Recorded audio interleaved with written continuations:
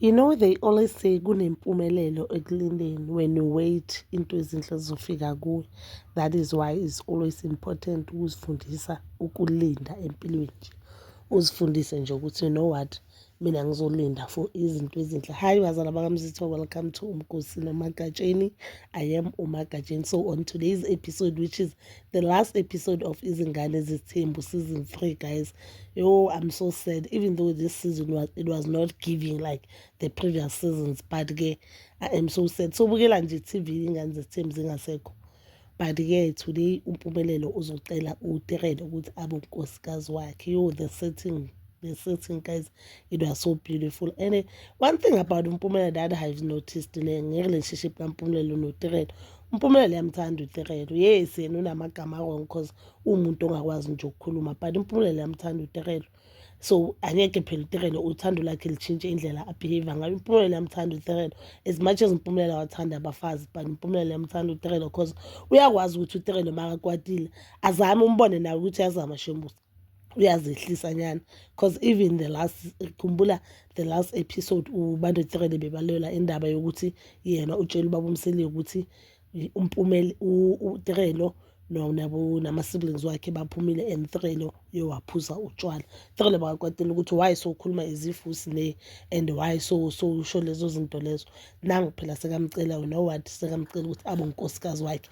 And yena uMpumelelo on this season ushilo ukuthi you know yena anyeka alinda abantu bakibo Terele baka-acta as if akabancengi abantu bakakale and anyeka zabancenge yena if sekafuna ukulamisa uzolamisa futhi. So kusho ukuthi uMpumelelo uyafuna ukumshada uTerele. Uyabona, one thing we should learn kuyo yonke lento le yabo uMpumelelo abovuyokazi yonke lento le, indoda mayifuna ukuthatha izokuthatha, guys. Indoda mayifuna ukukushada izokushada kwenza unkosikazi wakhe. So that means uMpumelelo vele uyafuna ukumshada uTerele, because if bekafuna ukushada novuyokazi ngabe wayeceda indaba yetshitshi kudala, ngoba vele sokuyinto engekho. And uTerele once said on one of ama lives akhe into ayingakaze yaba khona, akukaze kwaba ne-vision, which means nomacele vele bangasi-vision. Yeah, understand? Kusho ukuthi vele if bekafuna ukuthatha uvuyokazi amenze unkosikazi wakhe bekazomthatha. So kusho ukuthi wayengathandi nje. Nangu-ke uMpumelelo uyocela uTerele ukuthi abe unkosikazi wakhe. I don't know uTerele uzophendula athini yazi. Yesterday bengijoyine live kaTerele, uTerele bekaloku ayihlekela lapha. So I guess uTerele noMpumelelo sebashadile. I think uTerele noMpumelelo into yabo sey-right. uMpumelelo sakanamakhosikazi ayi-2, sakaNesithembu, which is uMakale noMabiyela uAmahle, guys, and into yakhe vele siyahlangana.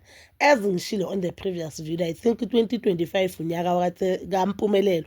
Pumelelo this year has achieved a lot of things, and izinto ekudala ebezisemphefumulweni wakhe engathi ziyafezeka because nangu phela isithembu sakhe siyahlangana naku yonke into yakhe engathi iza kahle. And into yokuthi uTerele yesterday on the live bekelo kathi yena noMpumelelo bahlukene, siyazi ukuthi into engekho bakayenzeka ukuthi nje namhlanje sibukele le episode ziningi uTerele izinto azishilo ezingekho nje.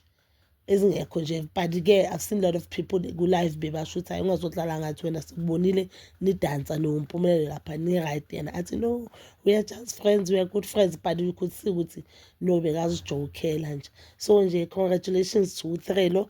She has been wanting to be unkosikazi kaMpumelelo, and uMpumelelo has been wanting to be umyeni kaTerele. It is a good thing, guys, it is a good thing.